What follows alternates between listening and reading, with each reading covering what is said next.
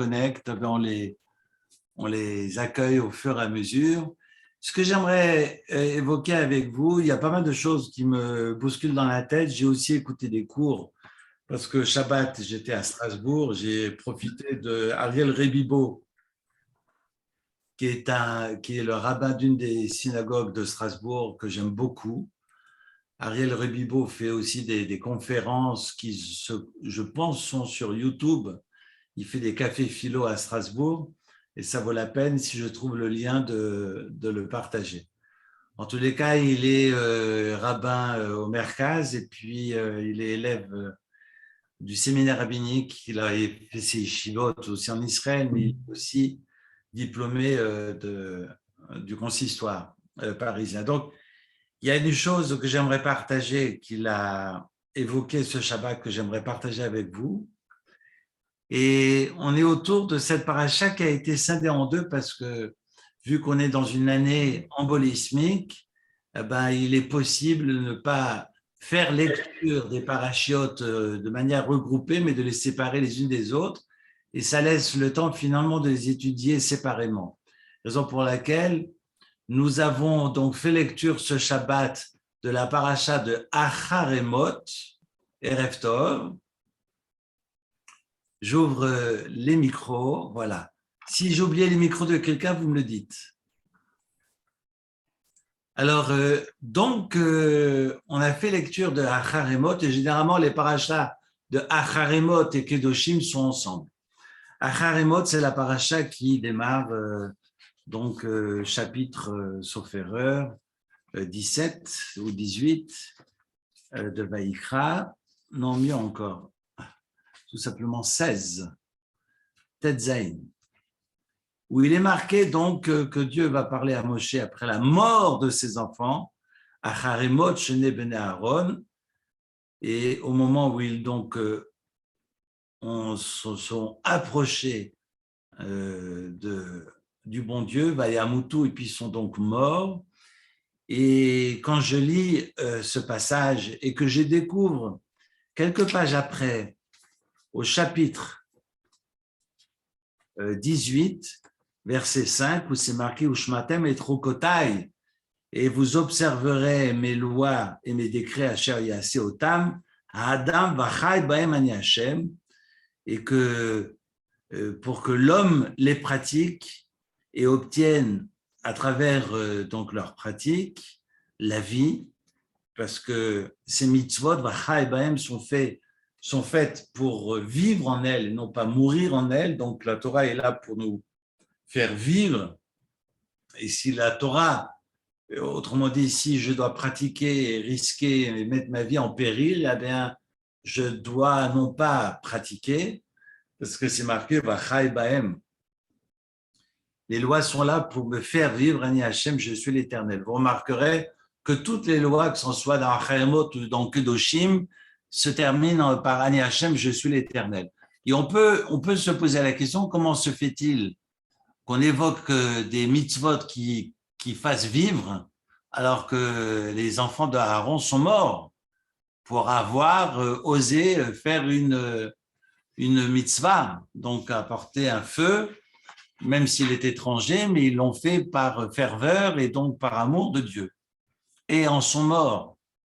Alors, Ariel Rebibo, le Rav Rebibo, ce Shabbat disait, en fait, c'est risquer sa vie que de pratiquer les mitzvot. Que finalement, être juif, c'est un risque. Alors, on peut effectivement rester dans son cabanon et ne pas sortir et ne rien faire. Comme ça, au moins, on ne risque rien. Mais être juif, c'est risqué. Parce qu'on a, dans cet élan de Nadav et Avihu, les enfants de Aaron, évidemment, dans cet apport, dans cet approchement du divin, eh bien, la mort qui les attendait. Et en même temps, ce verset au chapitre 18, verset 5, qui dira, non, les mitzvot sont là aussi pour faire vivre. Et vous allez me dire, alors, elles sont là pour faire vivre ou pour tuer? Eh bien, moi, je ne peux pas répondre, ni dans un sens, ni dans l'autre, mais je pense qu'être juif, c'est dans une tension. Et c'est la tension qui me permet d'exister. Je parlais avec un psychiatre tout à l'heure qui disait, parce que j'évoquais des contradictions, partageais parlais de choses et d'autres, et puis je disais, mais finalement, c'est plein de contradictions. J'évoquais des propos que j'avais entendus, que je partageais, mais c'est plein de contradictions. Il me dit, mais finalement, c'est la contradiction qui fait vivre, parce qu'on est nous-mêmes dans des conflits intérieurs. Hein. C'est les psys qui parlent souvent de conflits intérieurs. Et je le fais pas, et en même temps, j'ai envie d'être, je veux dire, de rester dans mon confort et dans ma zone de confort, et en même temps, j'ai envie, il y a cet appel de l'extérieur, et puis on est toujours dans cette contradiction. Et j'ai envie de dire, mais dans le bon sens du terme, que finalement, c'est cette tension entre la mort de Aaron, parce que là, on est allé dans une extrême, un rapprochement qui n'était pas demandé et attendu par le divin, et en même temps, Vacha et Bahem, et le choix de vivre, Bacharta Bachaim, comme nous le dirons et nous le clamerons à la fin du Deutéronome, de choisir la vie. Ce n'est pas un choix finalement, c'est une exigence divine que d'aller vers ce qui apporte les forces de vie, comme dirait ma femme, aller vers ces forces de vie, parce que tout nous appelle et tout nous tire vers le bas, et puis on doit essayer de se battre et de se relever. C'est pas grave de tomber, mais quoi qu'il arrive, il faut toujours se relever et aller dans cette résilience, ou en tous les cas d'être en acquaintance avec ses forces de vie. Et ça, c'est une tension, mais c'est une tension permanente. Et c'est peut-être ça la contradiction, ou plutôt ce paradoxe, ou plutôt ce conflit. En fait, c'est les trois à la fois, parce que ce conflit intérieur est la vie. Et on ne peut pas choisir d'aller dans les extrêmes, et on sait bien que finalement, le bon Dieu ne se trouve pas dans les spectacles pyrotechniques. On le verra plus tard, d'ailleurs, dans la paracha de Roukat, sauf erreur, où Dieu va sévir au sein du peuple juif, et dans l'épidémie qui fait des ravages au sein du peuple, Moshe Rabbeinu a demandé à son frère, à Aaron, d'aller chercher les encens, le Ktoret qui se trouve à l'intérieur du temple. Et Aaron ne veut pas. Enfin, au fond de lui, il a peur, mais il va accepter, au risque de mourir, d'aller chercher ce Ktoret pour aller courir entre les morts et les vivants et arrêter l'épidémie. Arrêter de mettre la main sur l'ange de la mort. Et le Ktoret va permettre effectivement à l'épidémie de cesser. Et pourquoi Aaron va hésiter? Parce qu'il se dit, finalement, la Gdusha n'aime pas le spectacle. Quand on est dans cet effort qui est sincère, eh bien, on n'est pas dans le show, on n'est pas dans le paraître, on est dans l'être. Et ce rapport à l'être suprême, c'est au sein, c'est dans l'intimité du Kodesh HaKodashim, dans le temple, dans le Mishkan. Et donc, Dieu n'aime pas le spectacle. C'est pour ça qu'on ne va pas habiller les prêtres les pavanés d'or et de brillants, mais ils sont dans une simplicité, dans une, non pas une austérité, mais une rigueur, tant des vêtements. Et puis, ce n'est pas le vêtement d'ailleurs qui va expier les fautes, ce n'est pas le vêtement qui fait l'homme, ce n'est pas la fonction, mais finalement, c'est l'intériorité de la personne qui inspire le respect ou qui n'inspire pas le respect. Ce n'est pas son déguisement qui fera de lui un moine ou qui fera de lui un prêtre ou de lui un roi, mais c'est ce qu'il est au fond de lui qui fera ou pas. Je pense à un texte du prophète Ézéchiel qui demande à ce que finalement, reprenant les exigences divines, demande aux prêtres de se défaire de leurs vêtements sacerdotaux après le culte pour que ce ne soient pas les vêtements qui forcent l'admiration du peuple, mais que ce soit la personne elle-même qui suscite le respect, en tout cas qui l'inspire. On n'impose pas le respect, on l'inspire. Attention, nuance. Voilà, ça, je pense que c'est cette tension entre le début de la paracha où on évoque la mort des enfants de Aaron. Et rappelez-vous que Aaron, lorsqu'il voit ses enfants mourir, c'est marqué Vaïdom Aaron, on l'a étudié avant Pessah, avant Pâques. Vaïdom vient du mot domem qui est le monde minéral, qui est le monde du silence. Vaïdom Aaron apparaît 2 fois d'ailleurs dans la Torah, pas dans la Bible mais dans la Torah. Et puis on voit que Aaron va se taire face à finalement l'indicible, face à la mort. C'est pour ça que je râlais un peu la fois précédente lorsqu'on évoquait ces mots inutiles au sein des cimetières, mais voilà que Aaron nous apprend, nous donne une belle leçon autour du silence, parce que le silence est éloquent. Parfois, il y a des silences assourdissants, mais voilà que Aaron se tait et nous apprend à nous taire. Face à l'impensable, il n'y a rien à faire. Il faut apprendre effectivement à garder le silence. Après, lorsque Moshe va lui demander de participer, il va dire maintenant stop, j'ai répondu aux exigences de Dieu, maintenant tu me laisses faire mon deuil. Et d'ailleurs, Moshe va acquiescer, va accepter que Aaron maintenant s'occupe des siens et finalement puisse accueillir ses émotions. Parce qu'il faut apprendre à accueillir ses émotions comme il faut apprendre à répondre aux exigences divines. Et c'est ce carrefour entre finalement ces 2 voies qui est Aaron. Aaron est justement celui qui est capable d'être au carrefour de ces tensions, en tous les cas de ces 2 chemins. Et on doit être ses élèves, non pas ses enfants, mais ses élèves nous enseignent les maximes des pères que nous avons lus Shabbat. Alors, voilà un texte que je voulais évoquer. Et rappelez-vous, le prophète Élie, dans sa caverne, où Dieu vient à sa rencontre, et il sait que Dieu l'attend dehors, et il sort et il le cherche.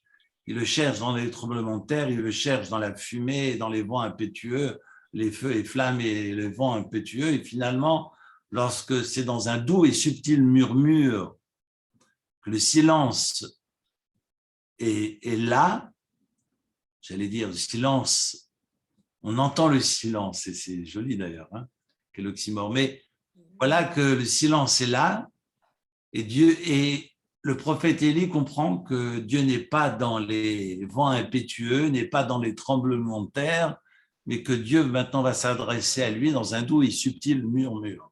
Autrement dit, dans le silence. Ça, c'est un texte dans les Rois. Relisez c'est magnifique. On voit effectivement le prophète Élie qui comprend que Dieu n'est pas dans le show, dans le spectacle, mais que s'il y a un rapprochement, ce rapprochement se fait dans l'humilité. Et encore une fois, je reviens à cette notion d'humilité qui traverse tous mes enseignements, et parce que je crois au fond que la Torah n'est pas là pour autre chose que de viser cette humilité, de replacer l'être humain à sa place d'être humain, sa place de créature, et qu'il cesse de se prendre pour le créateur, contrairement à ce que l'on voit actuellement dans l'actualité. Alors voilà la leçon de Kedusha. On va en reparler la semaine prochaine, parce que vous savez que le texte que nous lirons la semaine prochaine, le chapitre 18, commence par Kedushim Tiyu, soyez saints parce que je suis saint. Et cette notion de Kedusha, qui s'adresse d'ailleurs, comme nous le rappelle le Rashi, à toute l'assemblée, à Nashim, Nashim Vetaf, aux hommes, aux femmes et aux enfants, eh bien, pour être dans la Kedusha, pour être dans cette sainteté, eh bien, je ne peux pas être écarté de l'ensemble de la population, écarté de l'humanité, m'enfermer et m'isoler en haut de la montagne, mais je dois vivre dans cette humanité et être parouche. La Gdusha, être Kedoshim, c'est c'est être finalement mouvdalim, être dans la différenciation, être dans la séparation, mais la séparation, non pas pour l'isolement, mais pour marquer ma différence, autrement dit, marquer ma responsabilité. C'est ce que vise le texte autour de la Kedusha, et curieusement, le Rashi nous dira, et beaucoup de commentateurs feront d'ailleurs cette lecture, que la Kedusha est ici placée juste après le texte qui parle des relations incestueuses, et donc tout ce qui est en lien avec Herva, avec les problèmes de sexualité. La sexualité n'est pas un problème, mais parfois la sexualité peut effectivement être dans une déviance qui est montrée du doigt par la Torah. Et c'est ce texte que nous lisons l'après-midi de Kippour. Et c'est intéressant qu'après qu'on ait évoqué toutes ces relations interdites, Dieu dit que Kedoshim Tiyu, soyez saints. Soyez saints, c'est pas seulement dans l'interdit, c'est pas seulement d'être dans la retenue par rapport aux interdits, mais c'est également être dans la retenue par rapport à ce qui est permis.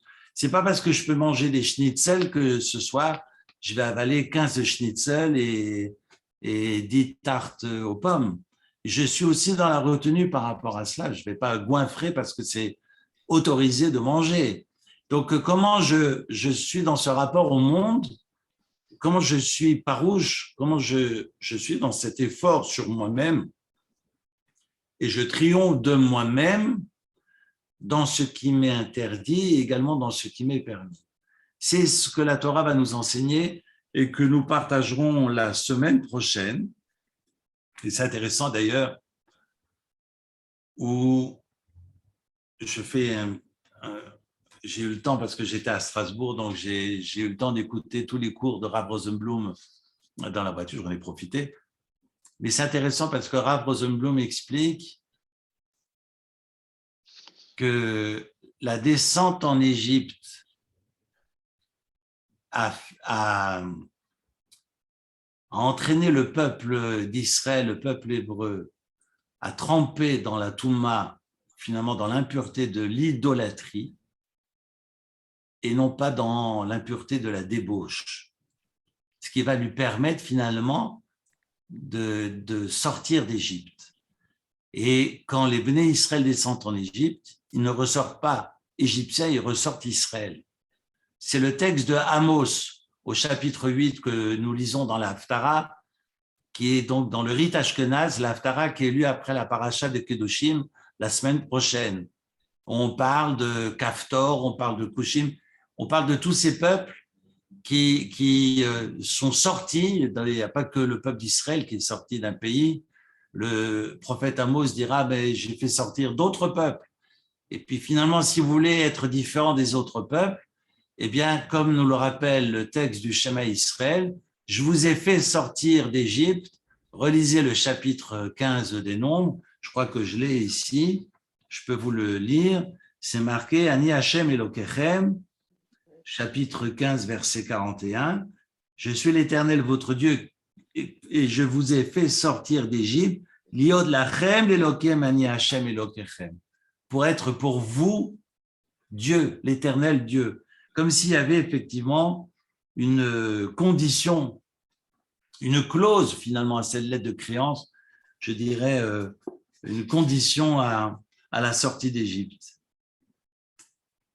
Une clause finalement suspensive dans cette conclusion, Ani Hashem Elokechem, je suis l'Éternel votre Dieu. C'est-à-dire que si je vous ai fait sortir, c'est pour être votre Dieu. Sinon, il n'y a aucune différence entre vous et les papous que j'ai fait sortir et les autres peuples que j'ai pu, dans l'histoire, déplacer d'une région à l'autre. Et maintenant, je reviens au discours de Rav Rosenblum que j'ai entendu ce dimanche dans la voiture. C'est très intéressant parce que il évoque le fait qu'il y a une débauche en pays d'Égypte, comme il y a une débauche en pays de Canaan, raison pour laquelle Abraham dira à son bras droit Eliezer, tu peux prendre une fille idolâtre qui vient de Haram Naharaim, mais je ne veux pas de fille de Canaan parce que c'est une population qui se vautre dans la débauche, dans les déviances sexuelles. quand on est dans cette déviance-là, c'est irréversible. Oh, je ne peux rien faire. En revanche, si cette fille nous dit Abraham vient d'un pays idolâtre, eh bien, elle peut casser. D'ailleurs, on le verra d'ailleurs à travers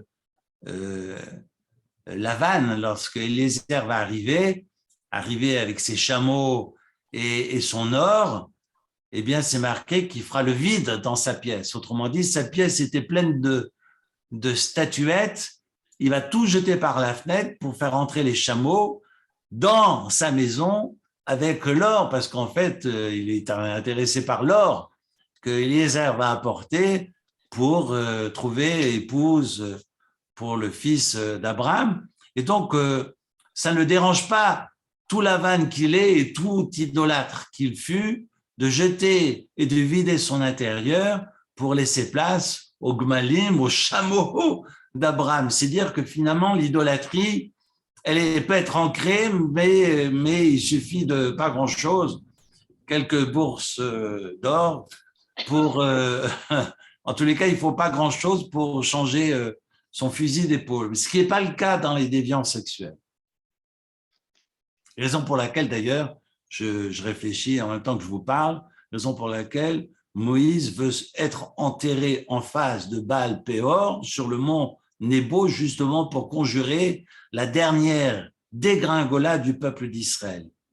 Cette dernière dégringolade, c'est toutes ces fautes d'ordre sexuel autour de Baal Péor, et Moshe va se faire enterrer en face, justement pour conjurer la dernière faute du peuple d'Israël à la fin de la Torah, à la fin du livre, du 4e livre de la Torah, à la fin de Bamidbar.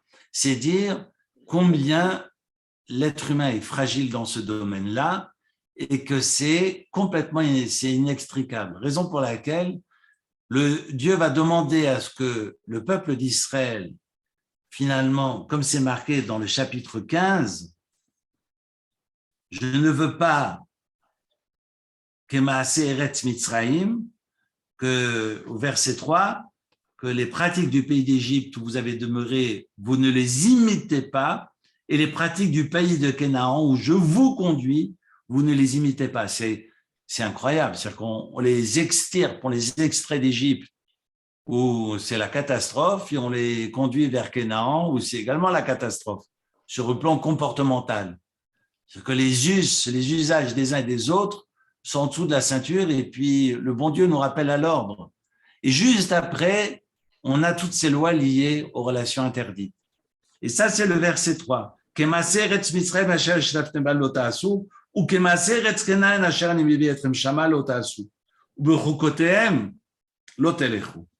et leurs lois, ne les imitez pas, surtout ne vous conduisez pas, ne vous conformez pas à leurs lois, à ces lois. Vous comprenez que la descente en Égypte a été évidemment une descente dans cet enfer-là, et si le peuple d'Israël a pu sortir de cet enfer, c'est parce qu'ils n'ont pas changé leur nom, ils n'ont pas changé leur langue, ils n'ont pas changé leurs vêtements, et surtout, sur le plan sexuel, ils ne se sont pas mélangés aux Égyptiens. C'est pas moi qui le dis, c'est le Midrash. Ils ne se sont pas mélangés aux Égyptiens. Ils n'ont pas changé leur nom. Yosef n'est pas devenu John, et je ne sais pas moi, Yaakov n'est pas devenu Jack, et Rouven n'est pas devenu Bill. Je ne sais pas pourquoi je pense à Bill, peut-être à cause de Buffalo Bill, mais ils ont gardé leur nom, ils ont gardé leur nom, ils ont gardé leur langue, ils se parlaient en hébreu entre eux, ils ont gardé leurs vêtements. C'est intéressant la question du vêtement. Je découvre ce midrash et je me dis, mais finalement, je vis à Genève. Est-ce que je suis obligé de mettre une cravate quand je vais à un rendez-vous dans une banque? Enfin, je ne vais pas souvent à la banque, je vous rassure. Mais imaginez, je travaille dans une banque, alors je dois mettre col blanc, etc. Qu'est-ce que ça veut dire? Ils n'ont pas changé leurs vêtements parce qu'ils sont arrivés peut-être avec leur Streimel et ils ont gardé leur Streimel. Bon, ils n'avaient pas de Streimel en Égypte, hein. Mais c'est la Stramel, c'est-à-dire le chapeau fourrure de renard. Vous savez, quand il fait 40 degrés à l'ombre, comme disait Coluche, personne ne vous oblige de rester à l'ombre. Mais quand il fait 40 degrés à l'ombre, eh bien, je ne pense pas que nos ancêtres se promenaient avec des Stramel. Mais en tous les cas, ils n'ont pas changé de vêtements. Mais de surcroît, on sait qui est père et qui est mère. On sait quels sont les parents de ces enfants-là. Ce qu'on ne peut pas dire des Égyptiens. Et on sait bien que durant la 10e plaie d'Égypte, à la mort des premiers-nés, dans chaque famille, il y avait plusieurs morts. Aux grandes dames du père de famille, parce que finalement, si madame avait eu un enfant qui est le premier de l'amant, eh bien, c'est ces deux enfants qui mouraient dans la famille. Parce que ça peut être le premier-né de cet homme et ça peut être aussi le premier-né d'un autre homme. Et donc, on avait nous dit le Midrash, dans toutes les familles, il y avait plusieurs morts. Vous imaginez ce que ça veut dire. Et on n'est pas en 2022, hein. On est déjà à l'époque égyptienne. Raison pour laquelle les Béné Israël ne sont pas tombés dans ces travers et vont pouvoir sortir d'Égypte grâce à cela. Raison pour laquelle, lorsqu'on va se préparer le sacrifice pascal, c'est marqué Mishrou Krou Lachem. Sortez de vos, c'est le 12e chapitre de l'Exode que vous connaissez par cœur, mais sortez de votre idolâtrie et prenez un animal par famille, mais d'abord sortez de cette idolâtrie pour pouvoir accomplir la demande divine. Et vous voyez que, en fait, c'est pas compliqué, le bon Dieu demande juste Mishrou Krou Lachem. C'est pas juste marqué au Krou Lachem, prenez pour vous un agneau, mais d'abord extirpez vos mains de cette idolâtrie pour pouvoir ensuite vous consacrer au sacrifice pascal. Donc, il y a juste à sortir de l'idolâtrie. Aujourd'hui, on me dira, mais finalement, c'est simple, sortir de l'idolâtrie. Rappelez-vous ce que dit le Talmud de Ménaché, qui baignait dans l'idolâtrie, a dit, si tu avais vécu à mon époque, tu aurais couru derrière moi et tu aurais fait la même chose que moi. Le roi Ménaché, hein, nous dit le Talmud, tu aurais relevé ton manteau pour courir encore plus vite que moi. Être dans cette... On ne comprend pas ce que ça veut dire, le poids de l'idolâtrie. Aujourd'hui, on parle de différents types de cultes et les idéaux pour lesquels on sert et on donne son argent. Je ne vous parle pas de Pécresse, mais je parle de vrais idéaux. Hein. Mais voilà, combien sommes-nous prêts à investir dans les idéaux qui nous entourent et finalement nous fourvoyer complètement dans tous ces ismes auxquels nous croyons et qui sont pour moi, quand ce sont des ismes totalitaires, finalement, sont idolâtriques. Du même ordre que l'idolâtrie d'antan. Alors, la Gdusha, on en reparle la semaine prochaine, mais j'ai voulu quand même vous en parler parce que Acharemot va précéder la paracha de Kedoshim. Généralement, ce sont deux parachas qui sont lus ensemble. Et on est en train de nous dire que Kedusha, la notion de Kedusha, la notion de sainteté, apparaît juste après ces déviances sexuelles. En fait, la notion de Kedusha apparaît dans 3 domaines. Va apparaître dans ce domaine lié à la sexualité, va apparaître dans tout ce qui est en lien avec le Hekdesh, c'est-à-dire tout ce qui est en lien avec le temple, de près ou de loin, qui n'a plus d'application aujourd'hui parce qu'on n'a plus de temple, et puis tout ce qui est en lien avec l'alimentation. On parle de Gdusha aussi, Mini Tamtem Bam, on le voit à la fin de Shmini, ne devenez pas impur en mangeant de travers, en mangeant des névélotes et des tréfotes. On le voit à la fin de Shemini, la paracha que nous avons lue il y a quelques semaines avant Pâques. Donc, on voit que cette notion de Kedusha prend place à chaque fois qu'il s'agit finalement d'éléments qui nous traversent sur le plan organique et sur le plan finalement existentiel. On est dans l'alimentation comme on est dans la sexualité, comme on est dans ce rapprochement à Dieu. La Gdusha prend place et nous rappelle à l'ordre, il y a lieu de faire un effort. Il y a lieu finalement d'être mouvdal, autrement dit séparé. Que veut dire être séparé? On en reparle la semaine prochaine. On est en tous les cas, et après je vais parler de Acharemot, on est en tous les cas dans une question de dynamique et non pas d'état d'être.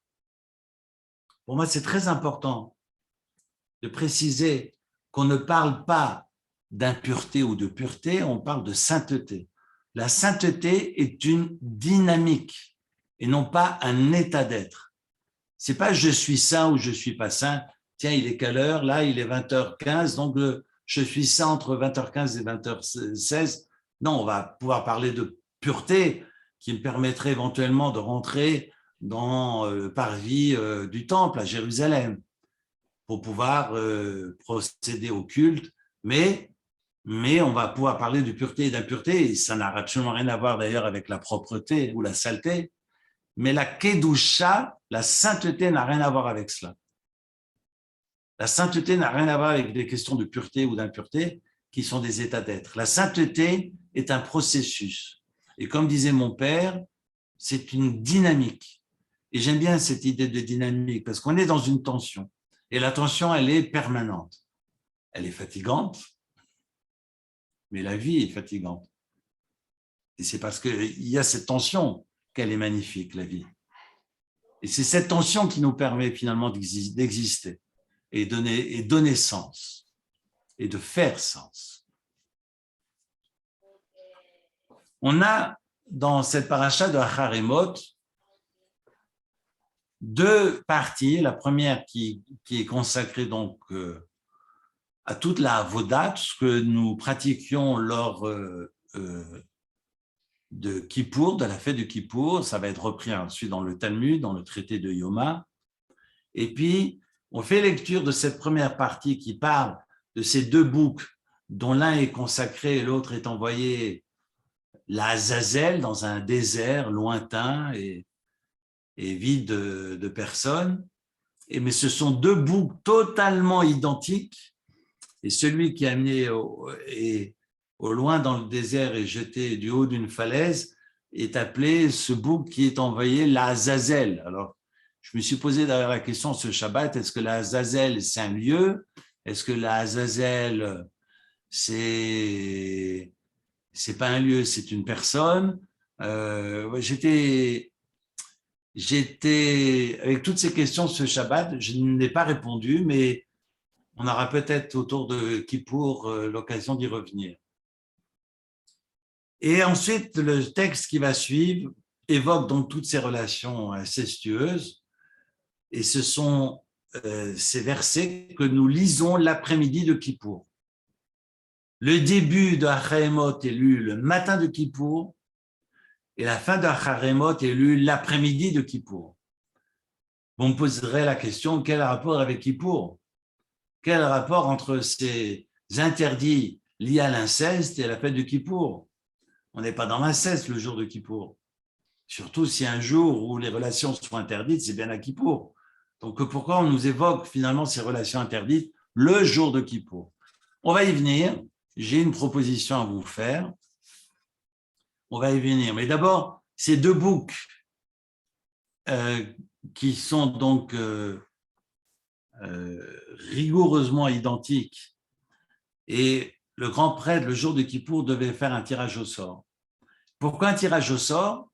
Parce que finalement, si nous attribuons un des boucs à Jacob et l'autre bouc à Ésaü, on se rend compte que tout Isaac qu'il fut, eh bien, peut être issu de Isaac un enfant comme Ésaü, comme un enfant de Jacob. Ça peut être il y a un petit bruit. Il faudrait juste fermer les micros. Voilà. Donc, simplement, de comprendre que chacun peut être père d'un enfant comme Ésaü, comme d'un enfant comme Jacob. Autrement dit, il n'y a pas de prédestination. Il n'y a pas de prédestination.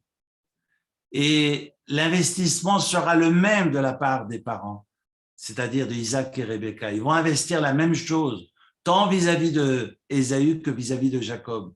Et ensuite, si Ésaü prend ce chemin, ben ça appartient à Ésaü. Et si Jacob prend ce chemin, ça appartient à Jacob. Ce n'est pas de la responsabilité des parents, c'est de la responsabilité d'Ésaü, comme c'est de la responsabilité de Jacob. Raison pour laquelle, symboliquement, le grand prêtre tiré au sort pour nous dire que finalement, il n'y a pas de destin ou de prédestination. Et c'est pas parce que j'ai grandi dans cette famille et que mes parents sont qui étaient mes parents. Vous connaissez la blague. Mon frère me disait une fois, il me racontait très souvent, c'est une blague que je répète. Vous savez qu'on parle souvent de yichus quand on fait des mariages. On veut savoir qui sont les parents, qui sont les grands-parents, si le grand-père avait une grande barbe jusqu'ici, ou si la barbe allait jusque-là, ou si elle descendait jusqu'au nombril. Et donc, on dit, ah voilà un enfant qui a beaucoup de yichus. Yichus, ça veut dire une filiation. C'est juste pour vous expliquer la blague. Et mon frère me disait, finalement, le yichus, c'est comme les carottes. Pourquoi les carottes? Parce que le meilleur est sous terre. Enfin, voilà, c'était une blague. J'arrête. Voilà, ce qui est important, c'est pas seulement de savoir ce qu'il y a sous terre, d'accord? Et qui sont mes parents et mes grands-parents au grand cimetière, non pas des rois, mais du cimetière juif de Genève. Mais ce qui est important, c'est finalement ce que je fais moi de ma propre vie. Et c'est ce qui est de ma responsabilité. C'est pas la responsabilité de mes parents, qu'ils aient pu faire ou pas ce qu'ils ont fait. Je veux dire, finalement, je deviens adulte, je deviens bar mitzvah. Autrement dit, je dois prendre mon destin en main. Et si je m'appelle Bué, comme Abel, parce qu'on sait que Cain et Abel ont des noms quand même assez particuliers. Abel, ça vient de Hevel, hein, vanitas, des vanitas, vanité de vanité, tout est vanité. Hevel, avalé, makol, Hevel, hein, que clame le roi Salomon dans l'Ecclésiaste. Hevel, Abel, en fait, ça veut dire rien du tout. Alors, je peux accepter que mes parents m'aient appelé rien du tout, Gornicht. Je suis Nada. Je m'appelle Nada Ackerman, mais soit je décide de rester Nada jusqu'à la fin de mes jours, soit je vais à la mairie parce que je suis devenu adulte et responsable et je prends mon destin en main et je change de prénom, je me fais appeler Eric. Mais ça, ce n'est pas de la responsabilité des parents. Les parents, ils ont fait ce qu'ils ont pu ou ce qu'ils ont voulu, mais finalement, je vais être grossier, on s'en fout. Parce que maintenant, c'est moi qui suis au volant de ma vie. Ce ne sont pas mes parents. Donc, à un moment donné, il faut aller à la mairie. Et si on m'a appelé Nada jusqu'à aujourd'hui, faut... Nadal, c'est différent. Mais Nada, voilà. Enfin, vaut mieux s'appeler Nadal que Becker actuellement. Mais bon, ça, c'est une autre histoire. Alors, je suis en train de dévier complètement Eric, il fait n'importe quoi. Je reviens aux sources. Voilà un texte que je voulais partager par rapport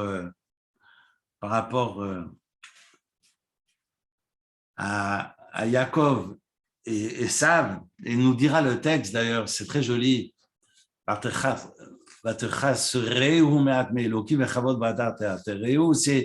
le psaume 8, je vais vous le traduire au verset 5 et verset 6 du psaume 8. Qu'est-ce que donc l'homme que tu penses à lui, le fils d'Adam que tu protèges? Maenosh ki tiskerenu ben Adam ki tefkedenu. Et c'est marqué, ça veut dire, tu l'as fait presque l'égal de Dieu. Finalement, on a le pouvoir d'agir sur nous-mêmes. C'est extraordinaire ce psaume. On est presque, on est comme Dieu, on est presque l'égal de Dieu, et donc tout est dans la main. de Dieu, sauf la crainte de Dieu, nous dira le Talmud, et disent nos sages, raison pour laquelle c'est reconnaître la responsabilité que l'on a en tant qu'individu, et autrement dit, l'indépendance que j'ai, et je suis non pas un être inférieur, je suis totalement responsable de mes actes, et si je me trompe, eh bien, j'apprends à me repentir, comme on l'apprend dans la Teshuvah, c'est justement la prière et la charité et le repentir qui peuvent annuler les décrets de Dieu. C'est le texte que nous clamons et que nous chantons le jour de Kippour. Ça, c'est le psaume, j'aime beaucoup de rappeler aux êtres humains finalement qui sont presque les égaux d'Akadosh Baruch Hu et qu'on a tout le pouvoir finalement de changer les donnes. On est responsable, on est totalement acteur de nos vies, du début jusqu'à la fin. Et je ne parle pas sur le plan physique, je pense sur le plan même des idées. Je suis face à des personnes qui sont en chaise roulante et qui ne peuvent plus bouger, mais qui me disent ce qu'ils veulent pour eux. C'est ça être acteur. Ce n'est pas être acteur forcément de conduire, mais quelqu'un, j'ai accompagné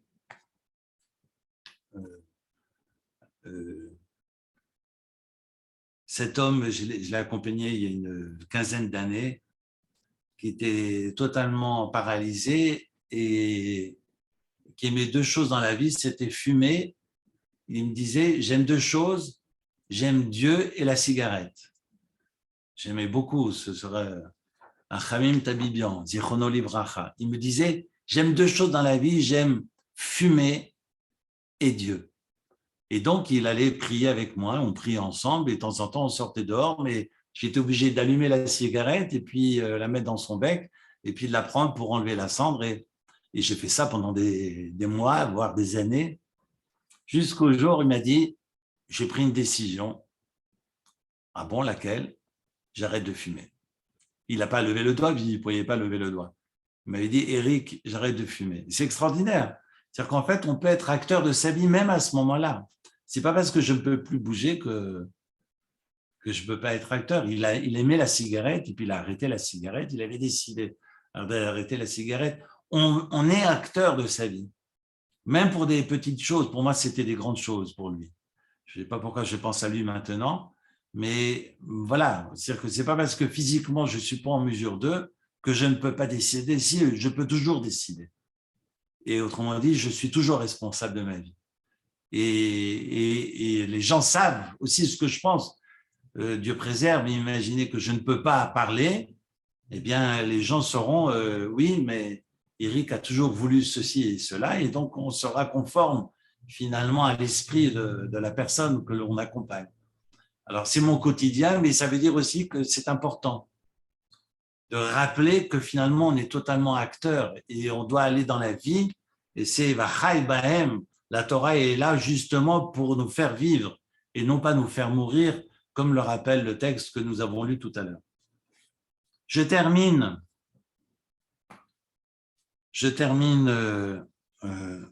mon propos ce soir avec le texte de Acharemot. C'est intéressant que nous lisions ce texte, que nous lisions le texte de Acharemot l'après-midi de Kippour. Et on pourrait se poser la question, mais pourquoi ce texte-là et pourquoi pas autre chose? Est-ce que c'est parce que c'est la fin de Acharemot, parce que nous avons lu le début de Acharemot le matin de Kippour, qu'on doit terminer cette paracha le jour de Kippour? Non, non. Alors pourquoi ce texte-là? Pourquoi pas un autre texte? Je crois que ce qui est important de rappeler que le jour de Kippour vient me pardonner dans les fautes commises par rapport aux lois qui m'incombent dans mon rapport à Dieu et non pas les lois qui m'incombent dans mon rapport à mon prochain. Autrement dit, je répète en français dans le texte, enfin non pas dans le texte, mais je répète, c'est-à-dire que si je vole à quelqu'un, c'est pas parce que je vais prier dans un temple, dans une église, dans une synagogue ou dans une mosquée que je serai pardonné. Si j'ai volé, je dois rendre, point barre. Si j'ai vexé quelqu'un, vexer c'est comme un crime d'ailleurs, je dois me faire pardonner par la personne. Sinon, ça ne sert à rien. La prière, elle est là par rapport aux lois qui m'incombent dans mon rapport à Dieu. Si je n'ai pas fait mon Shabbat comme il faut, c'est une affaire entre moi et le bon Dieu. Ce n'est pas une affaire entre moi et mon voisin de palier. Par contre, si j'ai joué du piano à 1h du matin et j'ai empêché tous mes voisins de dormir, ça ne sert à rien que j'aille prier demain matin à la synagogue en disant pardonne-moi, bon Dieu, j'ai empêché mes voisins de dormir. Non, ça a l'air bête ce que je dis, mais non, c'est pas si simple que ça. Raison pour laquelle Kippour n'est pas là pour réparer les fautes entre les hommes, mais uniquement réparer pour autant qu'on fasse ce vidouille correctement et jusqu'au bout, eh bien, de réparer uniquement tout ce qui est en lien entre l'humain, entre les êtres humains et le bon Dieu. Raison pour laquelle on va évoquer ces lois l'après-midi de Kippour pour nous dire, avant d'aller à la synagogue, balaye devant ta porte.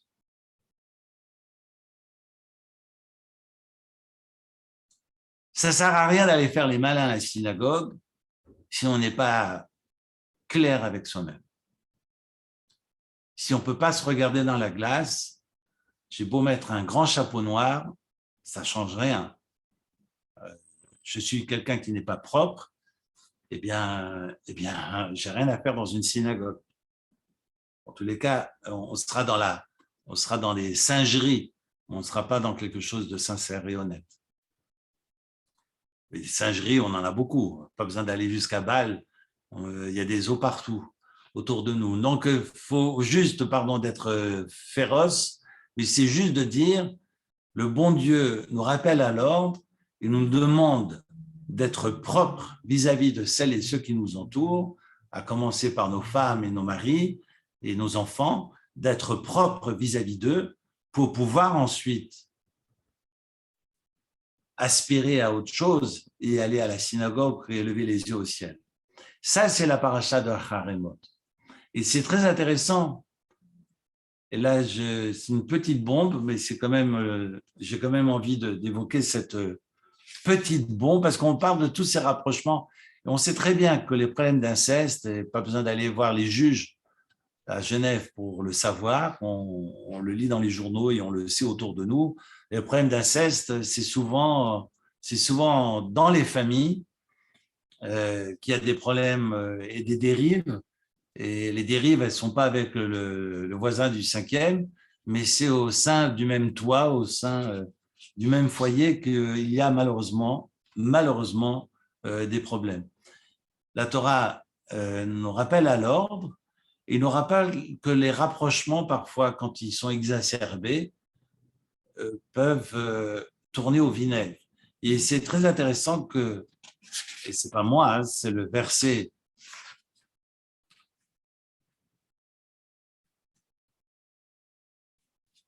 c'est le verset 17 du chapitre 20.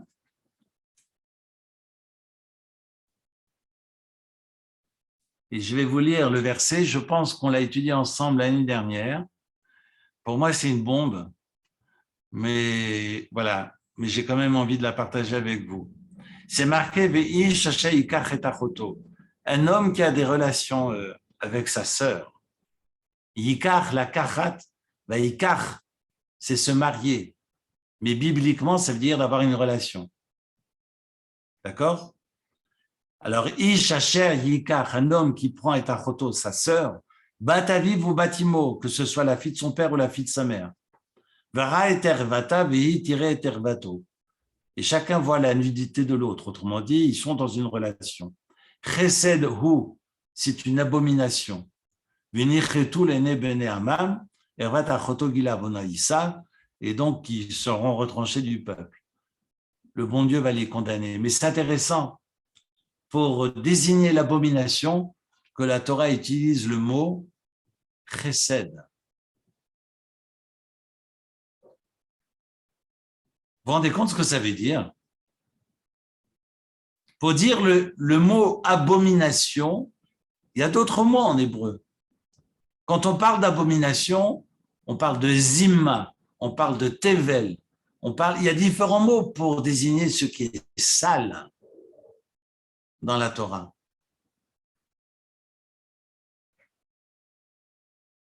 Toeva, regardez les versets qui précèdent. On parle de Zima, de Toeva, abomination.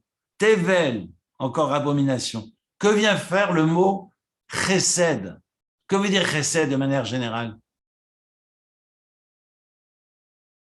La bonté, la générosité. Alors certains commentateurs diront oui parce que Olam chesed ibané, parce que finalement le monde a été créé justement dans des relations, a commencé dans des relations incestueuses. Parce que comment les enfants de Adam et Ève ont pu créer l'humanité? Forcément, à travers des relations incestueuses. Donc, il y a eu forcément, alors, il y a débat, soit, mais je ne veux pas maintenant entrer dans le Zohar, mais à la base, nous avons des frères et des sœurs qui ont des relations entre eux pour pouvoir créer l'humanité, oui ou non?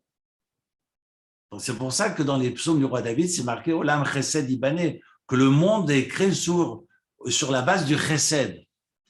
Mais pourquoi c'est ce mot-là qui est utilisé dans ce verset du chapitre 20, verset 17? Pour dire que dans la générosité, qu'on pense être de la générosité, on peut être aussi dans l'abomination.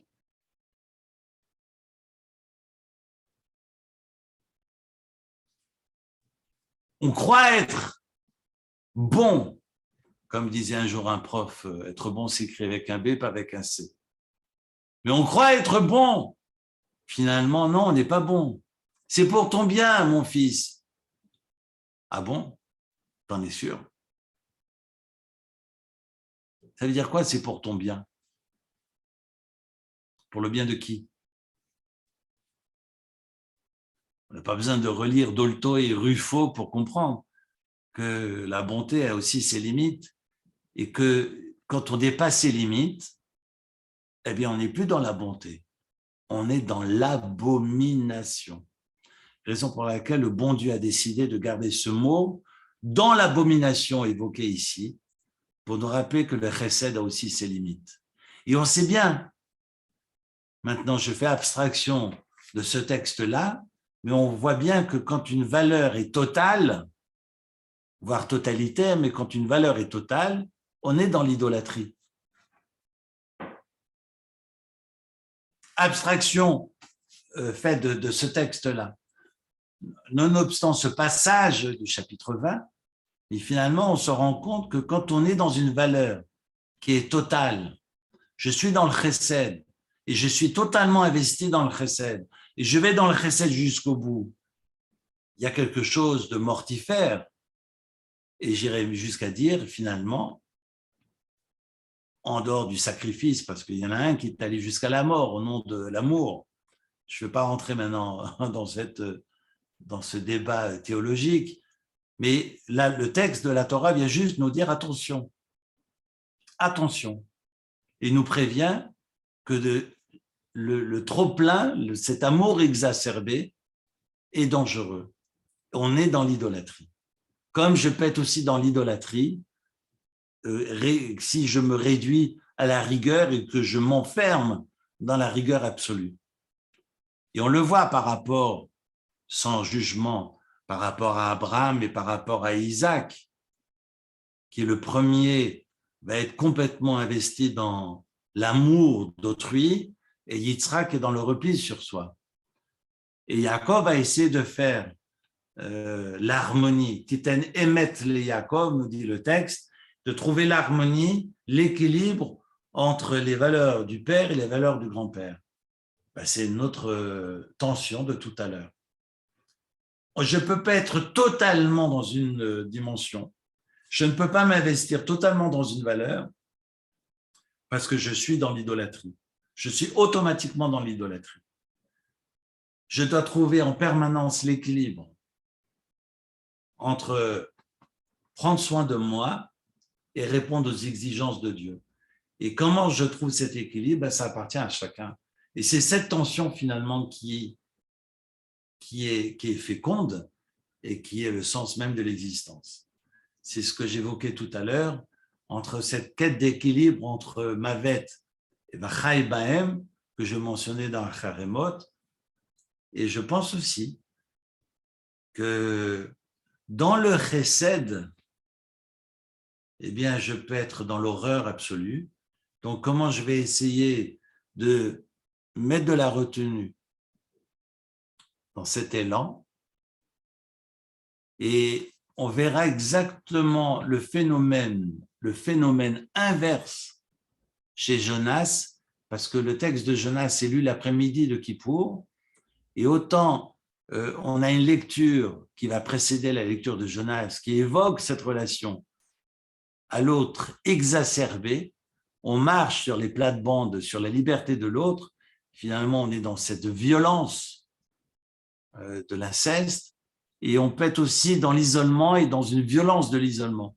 Je peux aussi m'éloigner y être dans une exacerbation de l'éloignement, comme nous l'enseigne d'ailleurs Gilbert Naim dans un de ses textes, où Jonas est apporté et lu après qu'on fasse lecture du texte des relations interdites, autrement dit de ces rapprochements exacerbés. Eh bien, on a un Jonas qui fuit ses responsabilités, qui ne veut pas répondre aux demandes de Dieu et qui se cache dans un bateau, qui se cache ensuite dans la cale. Mais ce n'est pas encore assez loin. Peut-être que de descendre carrément dans la gueule de la baleine, c'est mieux, c'est plus confortable, dans l'éloignement. Et donc, on a une exacerbation dans les deux sens.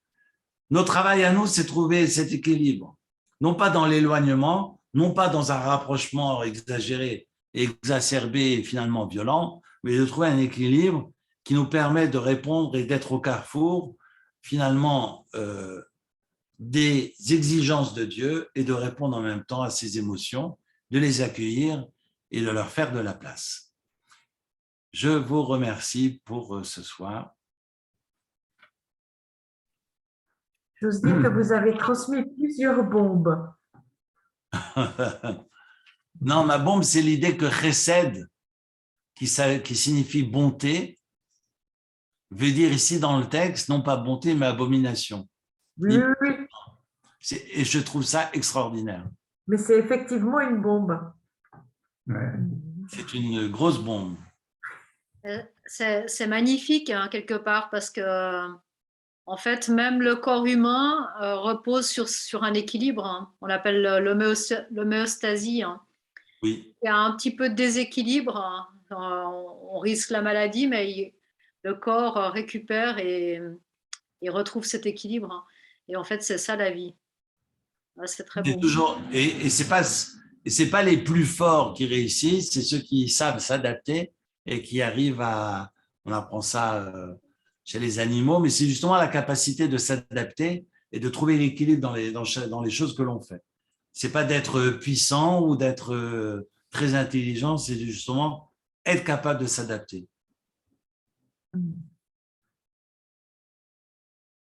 Voilà, je dis pas ça parce que Poutine, Dieu préserve, Chasvé Shalom, Apura, mais et parce que non, on doit apprendre à s'adapter, c'est évident. En tous les cas, ne pas se tromper dans nos courses, ne pas se tromper de bataille. La bataille, c'est pas vis-à-vis des autres, c'est vis-à-vis de soi-même. C'est ça la bataille. La vraie. Pour les vrais, dits vrais Torah. Bon, ça, c'est un jeu de mots que j'ai lu récemment. Merci en tous les cas de votre fidélité et j'espère à très vite. On se retrouve lundi prochain et on va parler de Kedusha, de sainteté. Vaste programme. Merci Eric. Merci beaucoup. Merci beaucoup. Merci beaucoup. Bonne soirée, Erev Tov. Bonne soirée. Merci beaucoup. Bonne soirée, au revoir.